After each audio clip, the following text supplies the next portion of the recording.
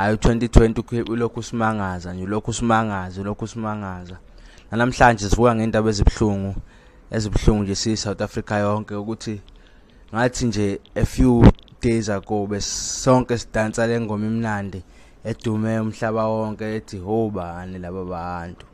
Namhlanje umnikazi waleyo ngoma, umculi ugogo wethu uG65 akasekho emhlabeni. Indaba ezibuhlungu lezi. Ilale ngoxolo intombi endala, iphumule intombi endala, ibisebenzela umhlaba, ibekile induku ebandla.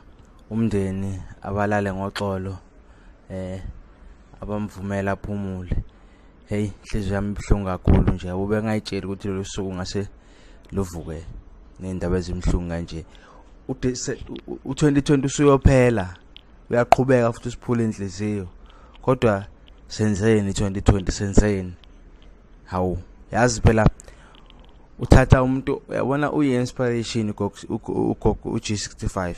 Uyi-inspiration enkulu kabi yokuthi mawufuna uachieve something ungalahli ithemba, like keep on pushing.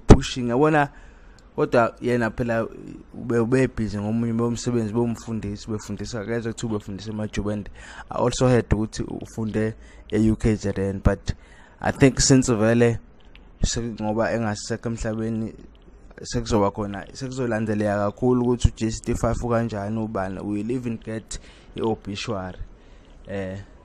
But inhliziyo yami ibuhlungu nje kakhulu ukuthi ugogo wethu ushile emhlabeni. Yo, hayi,